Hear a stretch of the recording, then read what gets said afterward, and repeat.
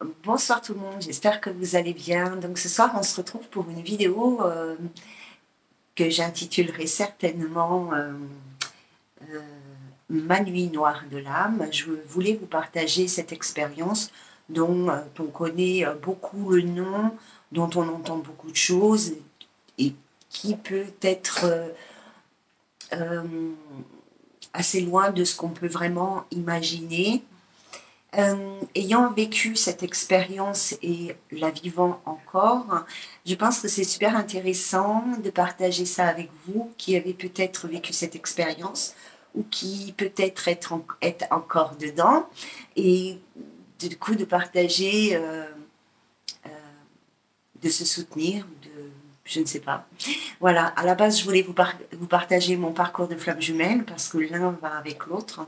Et puis, j'ai préféré commencer par euh, celui de ma, pardon, ma nuit noire de l'âme. Voilà, donc que je vis encore et qui dure depuis très longtemps. Voilà, donc j'ai pris des petites notes. Ici, j'ai marqué juste des phrases qui pour moi étaient importantes de partager avec vous. Enfin, quand j'ai préparé cette vidéo dans l'après-midi, je me suis dit, attends, il faut que je dise ça, il faut que je dise ça, il faut que je dise ça. Ça fait déjà plusieurs jours, plusieurs semaines même, que j'ai envie de parler de ça avec vous. Et puis, j'en ai parlé à un de mes amis il n'y a pas longtemps. Enfin, je voulais surtout lui parler de mon parcours de flamme jumelle et partager. Voilà, j'ai une mouche qui m'énerve et je voulais partager avec vous mon parcours de flamme jumelle. Et puis, du coup, que je voulais aussi partager ma nuit noire de l'âme. Et puis, du coup, je suis partie sur cette première vidéo de la nuit noire de l'âme parce que dans la vidéo du parcours des flammes jumelles, je vais certainement parler de la nuit noire de l'âme. Et je voulais pas que ça prenne beaucoup de place dans le parcours des flammes jumelles. Je voulais laisser parler de mon expérience plus en tant que flamme jumelle qu'en tant que nuit noire de l'âme. Bon, vous me connaissez, je suis un peu méli-mélo. Alors, la nuit noire de l'âme. Quoi dire? Alors, déjà j'ai sorti mes mouchoirs. Alors, je vous préviens, j'en ai qu'un, donc il va falloir que... Voilà. Hein, donc, la nuit noire de l'âme, c'est vraiment la chose la plus douloureuse que j'ai pu vivre. Qu'elle soit... Que la souffrance soit physique ou que la souffrance soit émotionnelle. C'était vraiment une torture et si l'enfer a un mot pour moi, ça serait ça, en fait. Hein. Alors, je crois pas vraiment, je crois pas à l'enfer, hein. Je crois plutôt au purgatoire et voilà, et ça ressemble à ça. Et vraiment, c'est une descente aux enfers. C'est une descente qui ne s'arrête. Enfin, en tous les cas, on a l'impression que ça ne va jamais s'arrêter. Quand on commence, quand on est au tout début de cette nuit noire de l'âme, on a cette sensation que plus les jours passent et pire c'est, et que ça ne s'arrête jamais. Alors j'espère que ça s'arrête. Donc euh, chez moi, ça a commencé d'abord par un grand sentiment d'injustice. Ouais, un grand sentiment d'injustice, que la vie était trop injuste envers moi, que les gens étaient trop injustes envers moi, enfin que tout était trop injuste envers moi, que je ne méritais pas ce que j'avais vécu, je ne méritais pas ce que je vivais, et que, voilà, enfin, c'était vraiment ce sentiment d'injustice, d'incompréhension, d'injustice, que la personne que j'étais, que j'avais été, méritait méritait mieux, méritait plus, méritait d'être considérée tout simplement comme un être humain à part entière.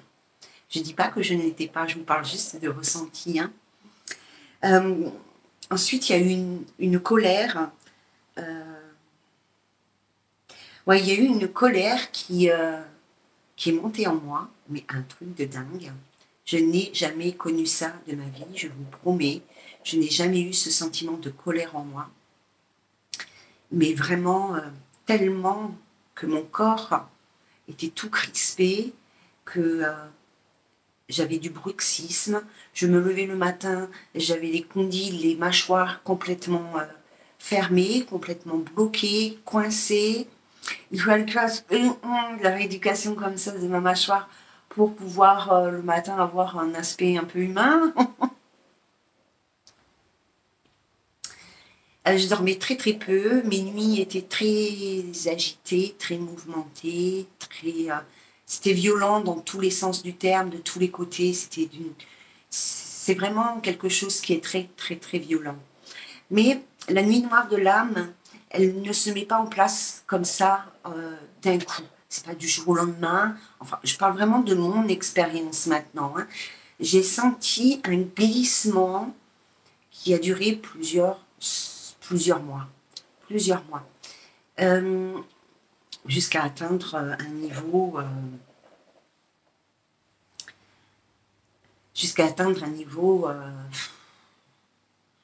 on croit de non-retour en fait. Hein. Donc ça a commencé vraiment par un sentiment de colère, d'injustice, pardon, puis cette énorme colère qui est restée et qui est encore un peu présente, parfois j'avoue. Puis il y a eu cette haine envers le monde, cette haine envers les gens et cette haine envers les hommes, puisque j'ai vécu cette nuit noire de l'âme, enfin le début de ma nuit noire de l'âme est arrivé suite à mon parcours de flamme jumelle. D'une colère, mais vraiment d'une haine en moi, mais je croyais même pas que ça pouvait. Alors déjà, je ne savais pas qu'on pouvait comme ça ressentir ce sentiment avec autant de puissance, mais je n'ai jamais pensé que j'aurais pu moi-même connaître ces sentiments et tous les autres que je vais vous décrire. Donc il y avait cette colère, cette haine, une jalousie de fou à en mourir, comme on dit, hein, une jalousie vraiment très très très incroyable, très impressionnante, très envahissante. Pas pour tout le monde, hein. Plutôt envers mon jumeau, d'ailleurs, le pauvre. Et puis, la nuit noire de l'âme, c'est un désespoir complet. La nuit noire de l'âme, si on doit la résumer en un mot, c'est le désespoir le plus total, le plus complet. C'est comme une fin du monde. Vous voyez ce que je veux dire? Quand on vous fait voir dans des films un peu la fin du monde avec cette terre complètement aride, complètement sèche, complètement déserte, ben, la nuit noire de l'âme pour moi, c'était ça. Je ne voyais plus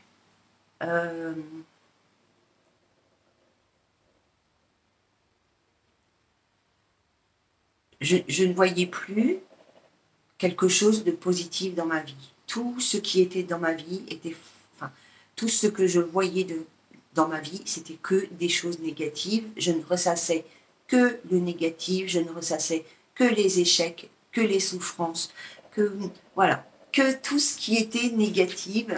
Je ne voyais que ça. Ça s'accompagne aussi d'une perte de la foi, donc forcément vous êtes dans le désespoir, vous ne croyez plus en rien, vous ne croyez plus au bonheur, vous ne croyez plus à la joie, vous ne croyez plus à l'amour, vous ne croyez même plus à la sincérité. Vous vous dites que la sincérité, ça n'existe pas, l'intégrité, ça n'existe pas, que personne sur cette terre est capable de faire preuve envers vous de sincérité, d'intégrité et d'honnêteté, tout simplement. Il y a un sentiment de dévalorisation ouais, qui est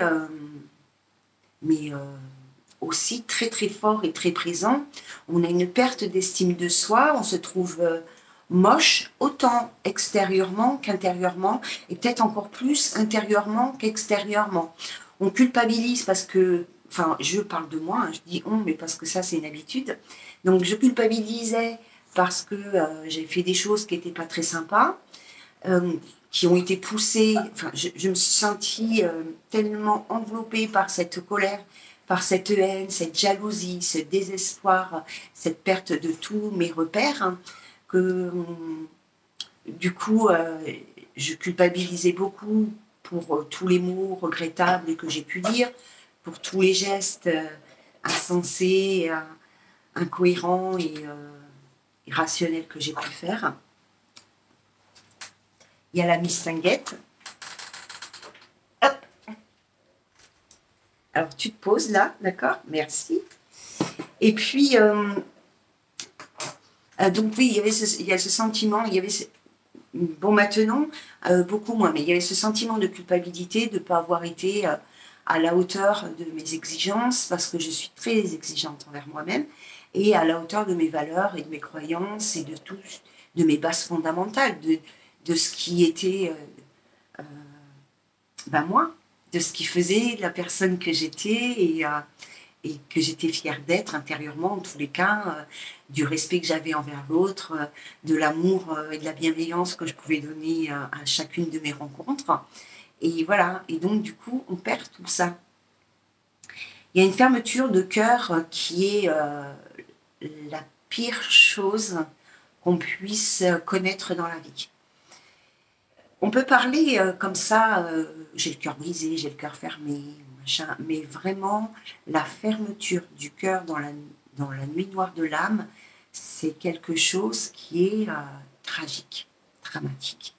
Il n'y a même pas de mots pour vous expliquer ce que l'on peut ressentir, parce que, en fait, on ne ressent rien en vérité. On ne ressent plus aucune émotion, aucun sentiment, aucune joie. On ne ressent plus l'amour, on n'est plus émerveillé. Le mot émerveillement, il est très important pour moi parce que c'est quelque chose, l'émerveillement, qui était de l'ordre de mon quotidien. Je voyais un papillon, j'étais émerveillée. J'avais 4 ans. Voilà. Je ramassais des petits cailloux par terre, alors que, je ne vais pas dire qu'il y a un âge pour faire ça, mais voilà. Et là, non, en fait, plus rien n'a d'intérêt, plus résonne en soi, il n'y a plus rien qui nous fait vibrer. Même pas les gens que l'on aime. On sait qu'on les aime, je le dis tout le temps.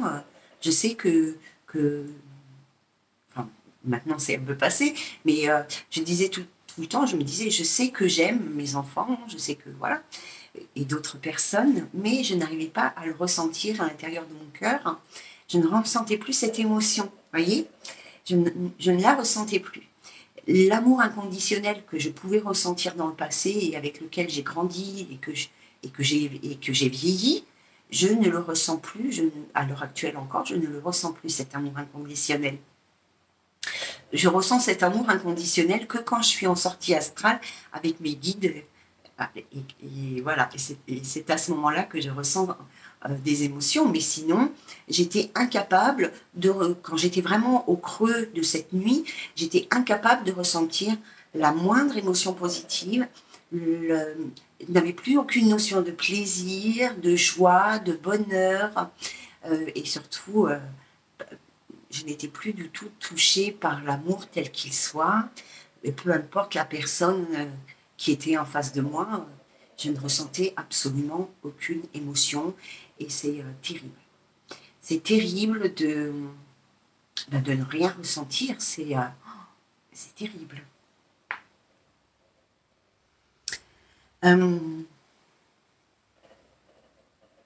Donc j'ai noté que la nuit noire de l'âme, c'est pas une dépression.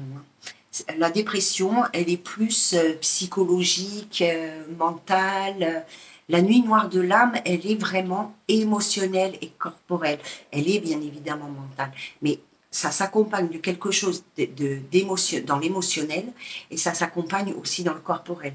Votre corps, il souffre, mais comme si vous étiez passé sous un rouleau compresseur. Hein, on est courbaturé de partout parce qu'on est tellement, enfin j'étais courbaturée de partout parce que j'étais tellement crispée, tellement tendue et tellement haineuse tout simplement que j'étais comme ça, mais je crois que vraiment, maintenant j'en ris un peu, mais pas trop quand même. Hein. Mais du coup j'étais souffrante, souffrante vraiment à un point, physiquement, à un point où c'en était insupportable, où le moindre mouvement était devenu tellement, tellement la souffrance physique était présente que le moindre mouvement était une croix à porter. Hein. Et émotionnellement, je ne vous en parle même pas. Enfin, si je vous en ai parlé avant. Donc, personnellement, pendant cette période de nuit noire de l'âme, j'ai perdu tout contrôle de la réalité. Tout contrôle de la réalité, les liens sociaux. Je me suis éloignée de tout le monde. J'avais vraiment besoin d'être seule. Alors, d'un côté, tout le monde m'énervait, tout le monde m'agaçait. Enfin, tout le monde était insupportable. Et puis, de l'autre côté, j'avais vraiment besoin d'être seule. Voilà. Alors que c'est pas forcément ce qui est bon. Hein. Je ne dis pas que c'est ce qui est bon. Hein. Mais voilà, j'avais vraiment besoin de me retrouver, d'être toute seule parce que je pleurais, je sais pas moi, 22 heures sur 24, hein, que mon visage était très marqué et que même les gens ils m'insupportaient tout simplement. Je ne pouvais pas entendre une personne dire j'ai bobo là, ou j'ai ceci, ou j'ai une facture à payer, ou j'ai cela, quoi, parce que c'était vraiment, j'avais envie de dire mais tu te rends pas compte de ce que moi je vis. Parce que chez moi, c'était toujours tellement important de garder, c'est mon côté caméléon, c'était tellement important de garder à la face du monde, d'être toujours la personne que je suis, d'être toujours comme ça un peu, alors je sais pas si je vais dire rayonnante, parce que j'ai pas cette impression que je l'étais, mais en tous les cas, voilà, de faire bonne figure. Voilà, merci. De faire bonne figure. Toujours qui parle à ma place. Euh, donc on perd ces repères on a une perte de la réalité. On vit plus dans le monde. Alors je sais pas si on peut appeler ça une perte de la réalité, mais de notre réalité, de ma réalité en tous les cas. Je ne vivais plus dans le monde dans lequel j'étais habituée, et ça c'est aussi la perte des repères complets, complets. Hein. Donc les liens sociaux alors je ne vais pas dire qu'ils se sont détruits ou défaits ou bien, hein, mais il y a eu pendant un long moment où je ne voulais plus et où je n'avais plus de contact, beaucoup de contact avec les gens. Et surtout pas avec les personnes qui me sont extrêmement proches dans mon cœur, même s'il était fermé. C'est-à-dire qu'avec mes sœurs, par exemple, c'était... voilà, avec ma sœur, c'était... on avait des contacts, mais moins qu'on en avait avant cette période. Donc on perd complètement ses repères, on a vraiment besoin, enfin j'avais vraiment besoin d'être seule, d'être dans la solitude, même si c'était pas bon, ça j'en suis persuadée que c'était pas bon. Je pense que ce qui peut soigner, c'est justement de s'extérioriser, de sortir, de rencontrer des gens, mais pour moi c'était juste insupportable. Et ben, on ne croit plus en rien. Voilà, on ne croit plus en rien, et surtout on ne croit plus que quoi que ce soit de positif puisse arriver dans notre vie. On ne croit plus que le bonheur existe. On ne croit plus que quelqu'un est capable de vous aimer. Enfin, je ne croyais plus que quelqu'un était capable de m'aimer, d'aimer la personne que j'étais. Et j'étais devenue tellement moche que il y a une ombre qui m'a... Je ne sais pas ce que c'est, mais il y a une ombre qui est passée à ce moment-là. Ça m'a refroidi. Oui, donc je me disais que personne...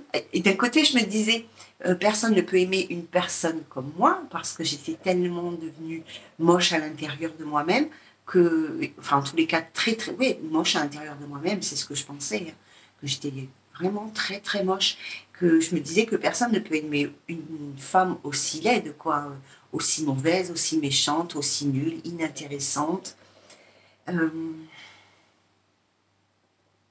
sans intérêt.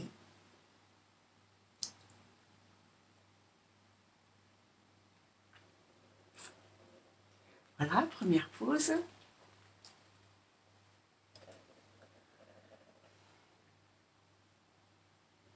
Et d'un autre côté, je me disais que de toute manière, personne n'était à ma hauteur. Prétentieux, hein, mais en vérité, non, c'est pas que...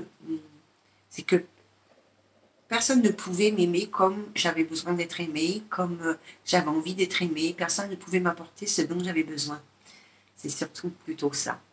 Et puis que de toute manière, mon cœur, il était tellement fermé qu'avant d'y arriver, il aurait fallu, je sais pas moi, un brise-glace. En fait, la nuit noire de l'âme, on est éteint, on est éteint. C'est tout simplement ça, on est éteint de l'intérieur. On, on est éteint dans notre cœur, enfin j'étais éteinte dans mon cœur, j'étais éteinte dans mon âme. Je pense qu'elle a vécu une période, mon âme, de très très grande souffrance, ça c'est sûr, mais on est complètement éteint. C'est comme si, vous savez, quand vous entrez dans une maison, ça sent le vide, c'est vide, elle dégage rien, et qu'il n'y a pas de luminosité. Quand vous entrez dans une maison, il n'y a pas de lumière comme ça, et où il n'y a pas d'âme, où on ne ressent pas, il n'y a pas de cachet, il n'y a pas ce petit truc-là. Ben, c'est ça en vérité, hein, c'est pareil. Donc j'ai marqué, je reste canalisée sur les négatifs. Je pense que je vous l'ai déjà dit. Donc, du coup, je restais vraiment canalisée sur tout ce que j'ai vécu, toutes les souffrances, toutes les blessures que j'avais pu vivre, mais d'il y a très longtemps en plus, hein, pas les trucs d'hier. Hein. Mais tout ça, ça refait surface en vérité. Hein. Et c'est aussi ça qui crée ce sentiment d'injustice. Vous vous dites, mais bordel, avec tout ce que j'ai déjà vécu, avec tout ce que j'ai surmonté comme épreuve dans la vie, avec tout ce que j'ai travaillé comme émotion, et maintenant je me chope ce truc qui est pire qu'un virus. Et voilà, enfin, c'est pas normal. C'est pas normal. Enfin, est-ce que le ciel m'en veut? Est-ce que Dieu m'abandonne? Ben non. Hein. Ça, je peux vous dire que non.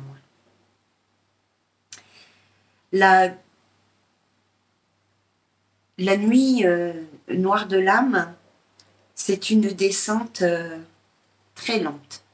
Pour ma part, ça a été une descente très lente et très profonde. Et ça a commencé l'été 2017, mais c'était assez léger. L'été 2017, ça a vraiment pris une autre dimension à la fin de l'année 2017 et donc l'année 2018-2019 et un peu 2020 de façon différente peut-être, mais vraiment 2018-2019 c'était vraiment les années noires de ma vie. Je pense que j'ai touché vraiment le fond en fin 2019, début 2020. Et que je suis restée... En fait, j'ai l'impression, pas que ça fasse comme ça, on descend puis on monte, mais j'ai l'impression que ça fait... Je suis descendue, je suis restée en bas et je suis remontée, sachant que je n'ai pas fini de remonter. Je ne suis pas sortie de cette nuit noire de l'âme, je n'ai pas retrouvé toutes les émotions, je n'ai pas retrouvé l'ouverture de mon cœur. Donc, du coup, ça, voilà, j'ai senti en 2000, pendant l'été 2017, j'ai senti que je descendais dans quelque chose que je ne connaissais pas, qui était sur le coup qui n'était pas trop dramatique. Sur le coup, je ne pensais pas arriver là où j'en suis arrivée. Et fin 2017, j'ai senti que vraiment j'avais des tensions en moi qui étaient très fortes. C'est là où j'ai commencé à ressentir mes premières colères début 2018. En 2018, c'était l'explosion. 2018-2019, c'était l'explosion des émotions négatives, de cette violence, de ce que j'ai pu ressentir qui était...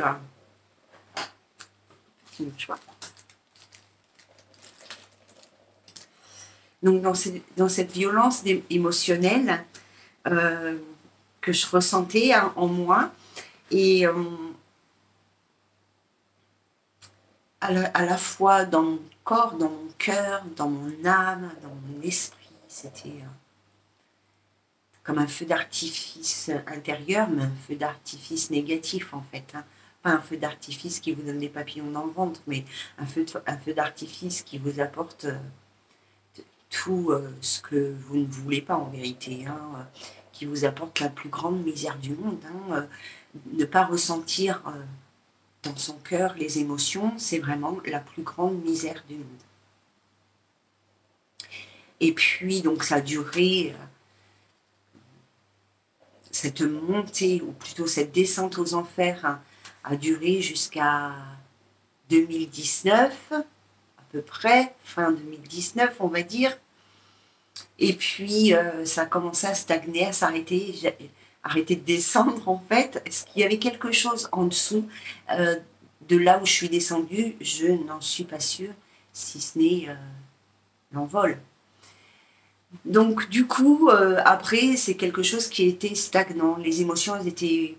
Enfin, j'ai ce ressenti que les émotions, elles sont restées à leur niveau. Il était certes bas, mais voilà, c'était pas pire. Enfin, j'avais pas le ressenti que c'était pire. Hein.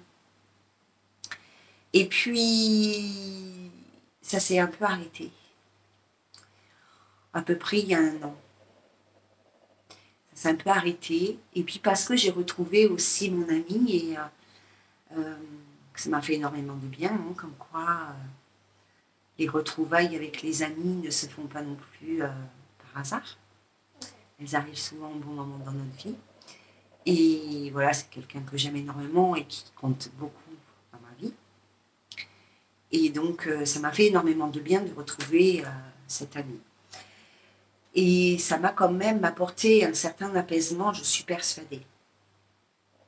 Voilà. Et donc, depuis un an à peu près, je sens qu'il y a une légère amélioration. Mais alors, très très légère. Voilà pour cette expérience. Donc, je voulais vous dire, donc j'ai lu un truc là-dessus où il est dit qu'il paraît qu'une fois que cette période de nuit noire de l'âme est derrière nous, donc c'est pas encore le cas, ce changement, enfin pas ce changement, mais cette fin de nuit noire de l'âme, une fois qu'on l'a dépassée, on a une évolution ou un changement spirituel qui se fait. Ça s'accompagne à la sortie comme un cadeau de réussite en fait. Donc comme un cadeau de réussite, donc vous avez réussi, nous avons réussi, ou j'ai réussi à sortir de cette nuit noire de l'âme et du coup je suis récompensée par une évolution spirituelle. Alors, je ne peux pas vous dire si c'est une évolution par rapport aux capacités, je vous en parlerai en temps venu. Est-ce que c'est mes capacités qui vont être, comment dire, plus différentes, on va dire, plus différentes, ou est-ce que c'est au niveau des paliers spirituels, de l'évolution de notre âme par rapport aux paliers spirituels? Je ne sais pas pour l'instant. Voilà, donc ce que je voulais vous dire aussi, donc étant donné que étant donné mes capacités spirituelles, en toute modestie,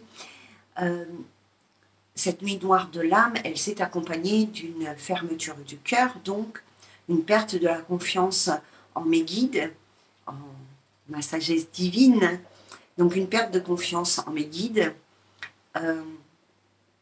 cette impression que, enfin, oui, je n'y croyais plus.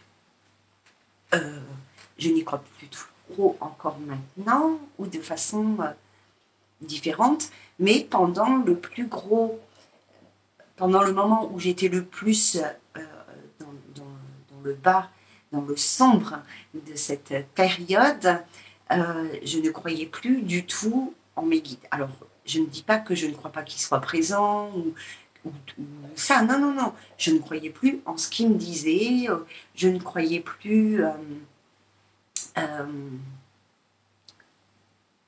en leur prévision, je ne croyais plus en leur bienveillance, je ne croyais plus en leur accompagnement. Je me disputais énormément avec eux, mais très très violemment. Après, je regrettais parce que je sais que c'est pas de leur faute. Mais sur le moment,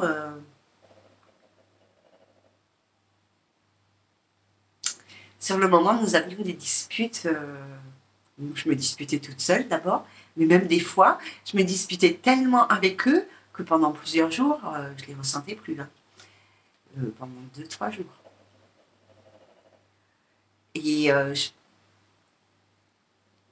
je pense que oui. Je pense aussi que c'était leur façon de me faire comprendre et de me faire voir que quand ils étaient présents, c'était quand même mieux que quand ils n'étaient pas présents. Même si on se disputait, il valait mieux qu'ils soient présents, parce que des fois, je leur disais de s'en aller, que je ne les voulais plus, qu'ils me prenaient le contrôle de ma vie, parce que ça aussi, on a cette sensation de perdre le contrôle de sa vie, et on veut absolument récupérer ce contrôle de façon complètement... enfin, on veut avoir le contrôle de sa vie, mais pas de façon avec le cœur en fait. Hein.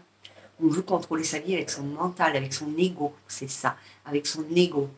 L'ego, il prend une dimension, mais mon Dieu, je ne sais pas que ça existe un ego comme ça. Hein. C'est ça en fait, hein. On prend, on veut garder le contrôle ou reprendre le contrôle de sa vie. Enfin là, c'était vraiment...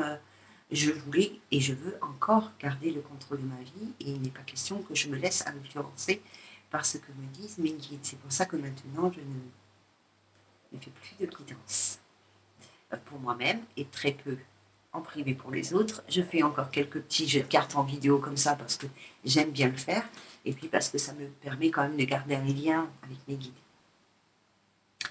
En parlant des guides, toutefois, même si mon cœur était fermé, même si je n'avais plus confiance en mes guides, même si plein de choses, les concernant mes capacités qui n'étaient plus du tout celles que j'avais connues avant,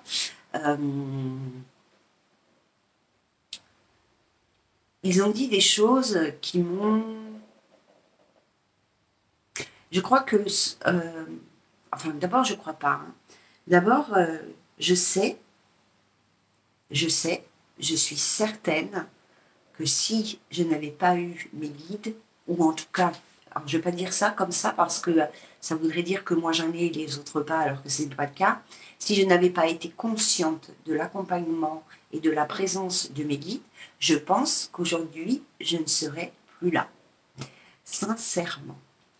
Il y a eu une période pendant laquelle, mais pendant des mois et des mois,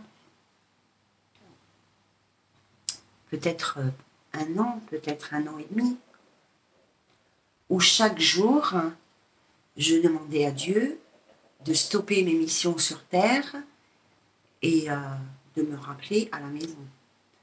Plusieurs fois par jour, je le priais.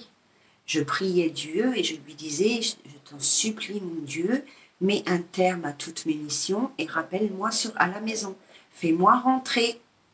Et comme ça ne marchait pas, je me fâchais. Je libérais ma colère sur les êtres de lumière et sur Dieu. Et du coup,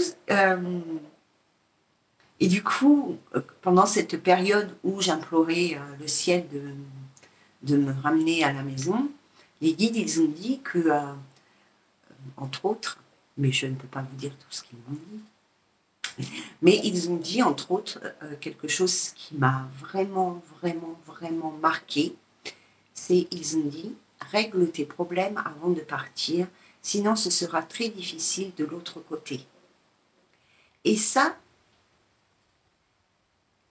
je crois qu'ils sont très malins et qu'ils ont trouvé les mots justes pour me donner envie de rester en vie, ou en tous les cas, c'est pas vraiment que j'avais envie de rester en vie, mais je crois que j'avais tellement peur non pas de mourir, mais que j'avais tellement peur de rester bloquée dans le purgatoire, parce que les gens qui se donnent la mort, ils restent bloqués au purgatoire, et en plus, dans l'état émotionnel que j'étais, dans cet état de colère, de haine, de violence et de jalousie et de tous les sentiments négatifs qui puissent exister sur cette terre, je pense que je ne serais pas montée. Donc c'est pas drôle, hein. Mais du coup, voilà. Du coup, cette petite phrase de mes guides, hein, de dire qu'il fallait que je règle mes problèmes avant de partir, sinon ça allait être très difficile de l'autre côté, je pense que c'est vraiment ce qui m'a tenue en vie. Voilà, c'est vraiment ce qui m'a permis de ne pas...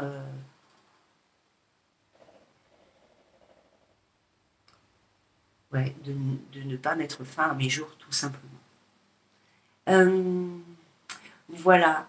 Donc aujourd'hui, où j'en suis, alors je sais même plus ce que je vous ai raconté du coup, mais c'est pas grave. Prenez cette vidéo comme elle doit être prise et voilà, elle est faite juste pour vous partager une expérience de vie, pas pour faire un chapitre par chapitre. Donc aujourd'hui, où j'en suis, aujourd'hui, j'ai quand même...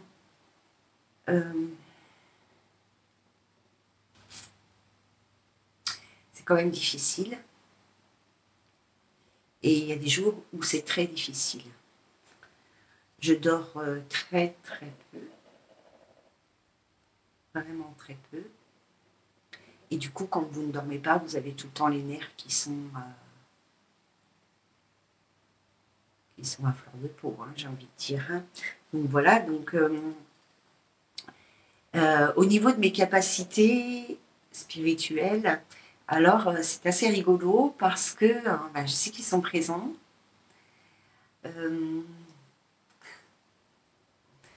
Même s'ils ne sont plus comme ils ont été, je sais qu'ils sont là, quoi.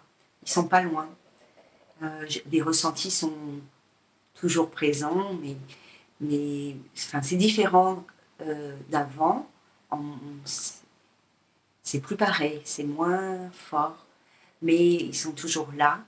Et du coup, parce que j'ai des guides quand même exceptionnels, hein, je tiens quand même à leur dire, j'ai des guides quand même assez exceptionnels, mais enfin, je pense qu'ils le sont tous, mais j'ai toujours dit que les miens étaient les meilleurs guides du monde. Et donc du coup,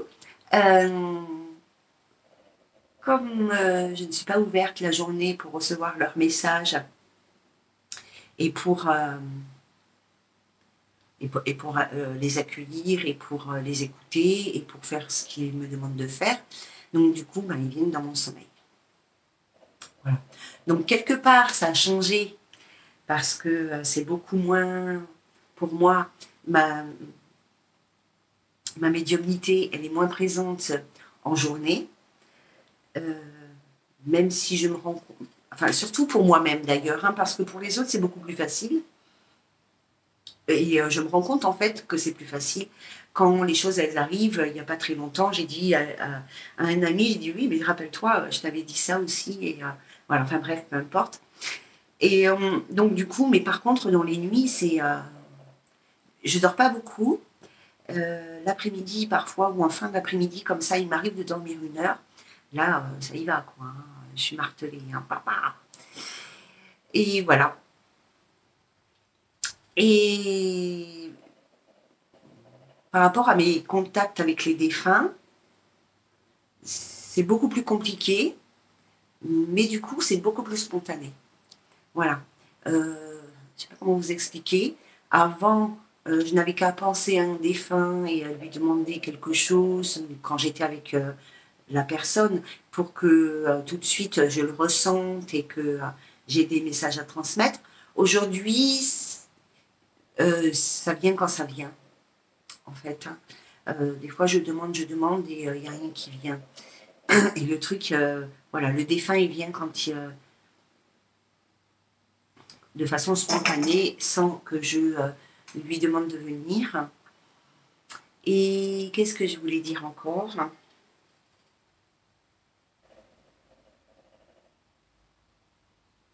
Voilà, ça c'était le côté médiumnique, le côté spirituel pur, j'ai envie de dire. Maintenant, physiquement, je sens que mon corps il est un peu moins ready. Je commence un peu à retrouver de la souplesse. Tu descends, je la fais descendre. Ouais, à retrouver un peu de souplesse. Je souffre moins, beaucoup moins. Non, non, si, je souffre beaucoup moins. Il faut dire la vérité, je souffre beaucoup moins dans mes mouvements, même si c'est pas ce que j'ai eu connu avant. C'est quand même moins pire. Et par contre, émotionnellement, c'est très très difficile, vraiment très difficile. Alors on va me dire oui, mais fais de la méditation. Mais c'est que je ne peux pas. Euh, donc je fais de temps en temps. En fait, j'ai un véritable. Ce qui me reste, qui est vraiment un handicap à ma guérison, c'est mon manque de concentration, mon manque de motivation et mon manque de concentration. En fait, j'ai très très peu de motivation pour faire un travail spirituel, pour faire une méditation, et j'ai très très peu de motivation. Et quand je le commence, j'ai très très peu de concentration, et au bout de 10 minutes, ça m'a saoulé, quoi. Et j'ai plus envie. Voilà. Donc, qu'est-ce qu'il faudrait pour guérir?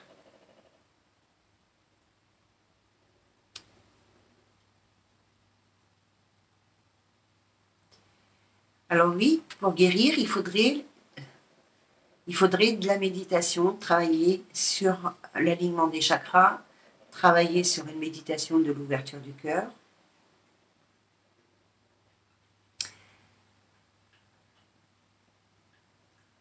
Pour se sortir de cette nuit noire de l'âme, il faut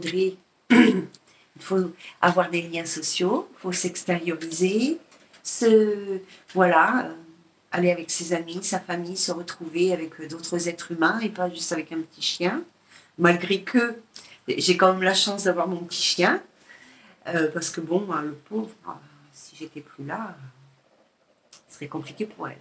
Donc voilà, donc de la méditation, de l'amusement, du plaisir. Alors même si ça ne l'est pas au départ, c'est ce qu'ils disent les guides, quoi. Hein, de sortir, de rencontrer des gens, de créer des liens. Alors qu'est-ce qu'il faudrait encore?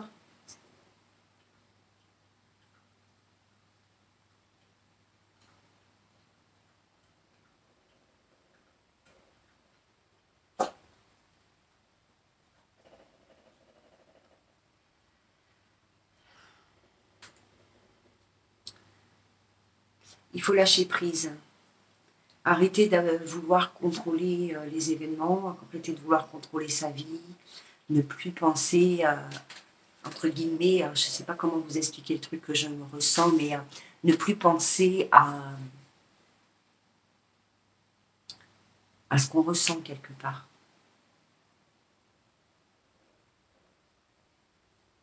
Ne plus, c'est ça, ne plus chercher à ressentir quelque chose et à laisser le temps faire son travail, parce que du coup, quand on cherche à retrouver quelque chose qu'on a perdu, ben, ça crée aussi des tensions dans notre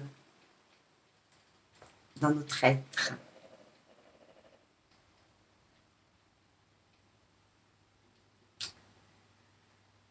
D'avoir confiance en la vie.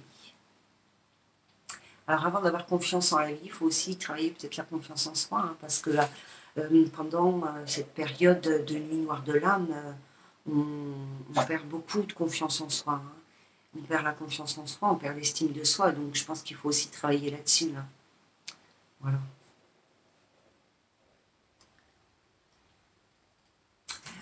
Bon.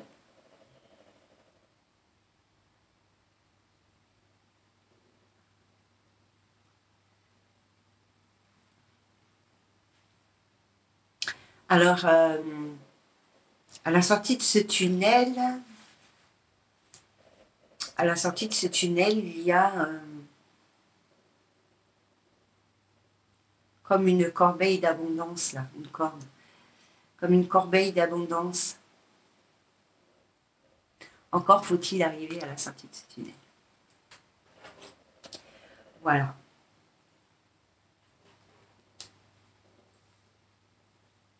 On dit que la musique soigne tout, donc on va essayer.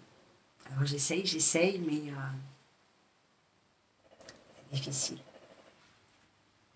C'est difficile. Donc voilà pour mon expérience sur ma nuit noire de l'âme. Donc je vous rappelle que je ne l'ai pas encore terminée. C'est pas une étape, une période qui est terminée dans ma vie. Hein. J'ai pas dépassé ça. Je suis encore dedans. Alors vous, les amis qui vivez cette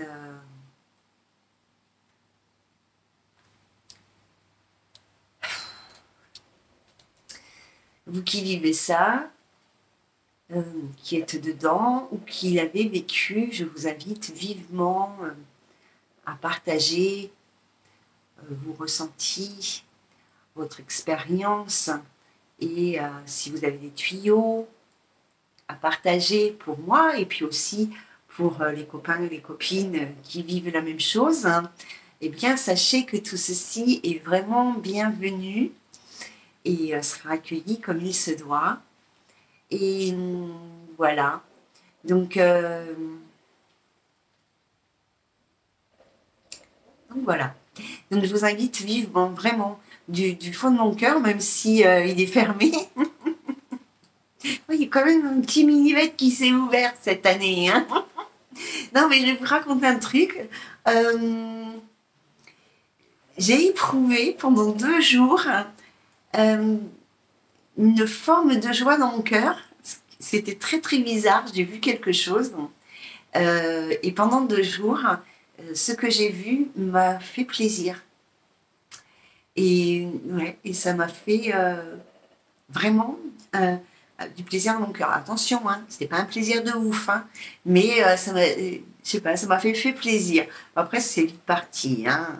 Mais pendant 2 jours, en tous les cas, j'ai éprouvé du plaisir à penser à quelque chose que j'ai vu et qui, voilà. Après, je sais que ça m'a fait naître de l'amour, mais je ne l'ai pas ressenti, mais je sais que ça a titillé à l'intérieur un grand amour que j'ai. Enfin, l'amour que j'ai en moi, tout simplement. Hein. C'est pas un grand amour de l'extérieur. Hein. C'est, voilà. Et ouais, c'était... et j'ai dit, ah, vous avez vu? J'ai dit à mes guides, mais c'est touchant en vérité. Hein.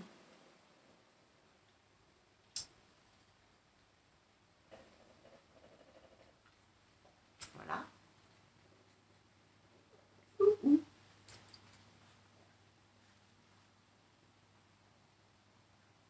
Voilà, c'était touchant de ressentir qu'on est vivante.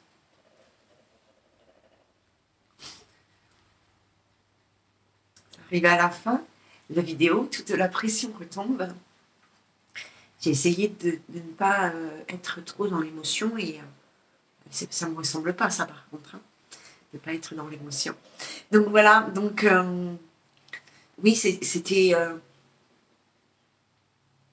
très touchant de ressentir ce tout petit plaisir que j'ai pu ressentir. Cette toute petite joie en moi, quelque chose que je n'avais plus ressenti depuis longtemps. Pas en tous les cas dans un état de veille, d'éveil, peut-être dans un état de veille, mais pas dans un état d'éveil. Ouais, enfin, vous avez compris. Donc voilà, donc si vous voulez partager certaines choses, n'hésitez pas à mettre en commentaire vos vécus, vos expériences, vos petites astuces. Si vous ne souhaitez pas le partager aux yeux de tous, ce que je peux tout à fait comprendre, j'ai longtemps moi-même hésité et j'hésite toujours moi-même quand je partage des choses qui me sont personnelles, mais je pense que vraiment il y a des choses dont on peut parler, enfin, dont le cœur parle, même quand il est cabossé, dont le cœur parle que quand il l'a vécu. Vous voyez, c'est comme la vidéo sur... enfin, comme quand je vais faire cette vidéo sur mon parcours de flamme jumelle, ben voilà, enfin, c'est beaucoup plus facile de parler de ce parcours quand soi-même, on est dedans. Ok, voilà les amis, donc vous avez compris le principe, hein. Je vais vous mettre en barre d'infos mon adresse, donc c'est mon adresse perso car je n'ai plus l'adresse que j'avais avant. J'ai tout lâché tomber, hein. Tout lâché tomber, tout laissé tomber, ce qui était pro, spirituellement parlant. Le côté spirituel, je l'ai complètement laissé tomber. Voilà. Et donc, du coup, je vous mettrai en barre d'infos mon adresse mail. Comme ça, si vous ne souhaitez pas communiquer des informations publiques, ce que je comprends tout à fait, voilà. Et comme ça, on peut toujours communiquer en privé. Voilà les amis, je vous embrasse et je vais préparer la seconde vidéo de mon parcours des flammes jumelles parce que ma nuit noire de l'âme est arrivée, je ne veux pas dire à cause, mais enfin, c'est une des conséquences de mon parcours de flammes jumelles. Voilà, je vous embrasse bien fort et je vous dis à très bientôt. Surtout, surtout, prenez soin de vous, même si, voilà, même si c'est difficile. Faut garder espoir et puis faut toujours visualiser cette petite lumière divine au fond de soi et voilà, et force à nous.